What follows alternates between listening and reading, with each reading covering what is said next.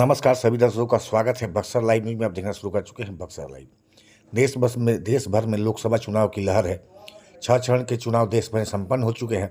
1 जून को 7वें चरण का मतदान होना है, जिसको लेकर राजनीतिक पार्टियां अपने प्रत्याशियों के लिए दमखम के साथ क्षेत्र के चुनाव प्रचार में जुट गई है। प्रत्याशी भी अपने क्षेत्रों में जनसंपर्क अभियान चला लोगों से अपने समर्थन में वोट देने के लिए अपील करते नजर आ रहे हैं।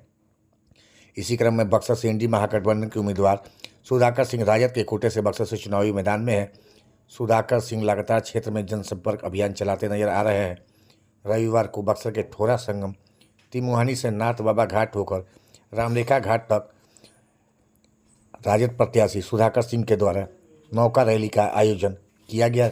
इस दौरान सबसे पहले नाथ बाबा मंदिर होते हुए वो रामरेखा घाट पहुँचे। जहाँ सबसे पहले उन्होंने वहाँ के स्थानीय नागरिकों के साथ बैठक कर उनकी समस्याओं को जाना और जल्द से जल्द उनकी समस्याओं के निराकरण का आश्वासन दिया। जिसके बाद वो रामरेखा घाट के संध्या गंगा आरती में शामिल हुए। गंगा आरती के बाद वो रामेश्वर नाथ मंदिर में पूजा अर्चना कर माथा टेका और आशीर्वाद भी लिया।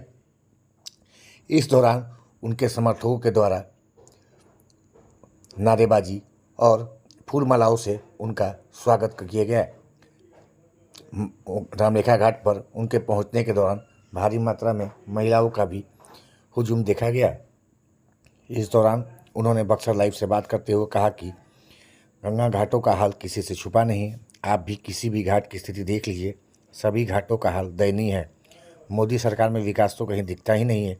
उन्होंने चुटकी लेते हुए कहा कि जो नमामि गंगे परियोजना के नारों के नाम पर चुनाव लड़े वो लोग अब दिखाई तक नहीं देते। उन्होंने कहा कि चुनावी नारों और ज़मीनी हकीकत में बहुत फ़र्क है। ये नौकायन नहीं था, यह मूलतः गंगा की गोद में बसे हुए उन समुदाय के साथ मेरी चर्चा थी जो गंगा कभी उनको आजीविका देती थी। आज गंगा किन दुर्दशा को प्राप्त हैं, उन नारों का क्या हुआ जो नमामि गंगे के नाम पर इस देश में, गंगा की सफाई के नाम पर देश में चुनाव लड़े लोग। लेकिन चुनावी नारों और ज़मीनी हकीकत में ज़मीन आसमान का फ़र्क। उस मकसद से यात्रा थी। हम उनके सुख दुख और उनकी समस्याओं को जानने का हमने प्रयास किया। यह मूलतः यात्रा उसी क्रम में था। रामेश्वर नाथ मंदिर में जाकर मत्था टेका है।